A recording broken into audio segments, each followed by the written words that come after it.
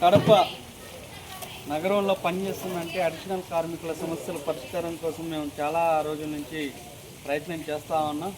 కానీ నగరంలో ఈ పెద్ద ఎత్తున వర్షం పడుతూ ఉన్నా చిన్న చిన్న సమస్యలకు కూడా పోకుండా సెక్రటరీలు, మేస్త్రులు కార్మికులను ఇబ్బందులకు గురి చేస్తున్నారు.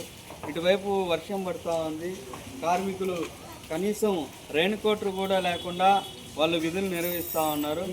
అయితే మేము చెప్పదలుచుకున్నాం, సెక్రటరీలు మీరు అంటున్నారు కదా, వానైనా వంకైనా 3 ట్రిప్పులు తోలాలని మీరు చెప్తున్నారు కదా, తోలడానికి మాకే అభ్యంతరం లేదు.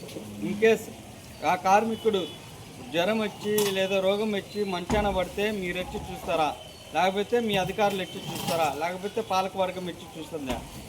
ఈరోజు 800 రూపాయలు కూలి పనికి పోయినోడు కూడా పని చేయకుండా మాటన కూర్చొని సాయంత్రానికి డబ్బులు తీసుకుంటా ఉన్నారు. దాని గురించి మేము అడగడం లేదు. ఉన్నతాధికారులు పెద్ద మొత్తంలో వేతనాలు తీసుకుంటూ పెద్ద మొత్తంలో జీతాలు తీసుకుంటూ ఆఫీసులో గమ్మన కూర్చుంటా ఉన్నారు. ఈ వానకు కూడా ఇది ఆఫీసులో పని కాదు, వీధుల్లో తిరిగి పనిచేయాల్సిన పరిస్థితులు కనపడతా ఉన్నాయి. మనం రియల్గా చూస్తే ఇక్కడ కార్మికులు ఇంతటి వర్షంలో కూడా తడుస్తూ ఉన్నారు.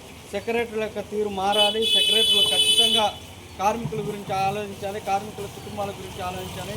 మీరు పని చేయించడం తప్పు కాదు, మేము పని చేయకుండా ఉండడం తప్పు కాదు.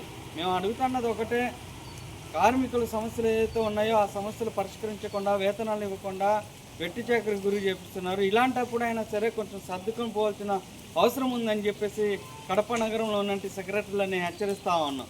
ఇన్స్పెక్టర్లు కూడా గుర్తుపెట్టుకోవాలి, ఏ మాత్రం కార్మికుడు మంచాన పడితే ఆ కార్మికుడు తిరిగి విధులకు వచ్చేంత వరకు సెలవు ఇవ్వాలి. సెలవుతో పాటు హాస్పిటల్ ఖర్చులు కూడా బరాయించే పని అయితేనే మీరు కార్మికులకు పని చెప్పండి ఈ వర్షంలో, లేకపోతే మానుకోండి అని చెప్పేసి హెచ్చరిస్తా ఉన్నాం.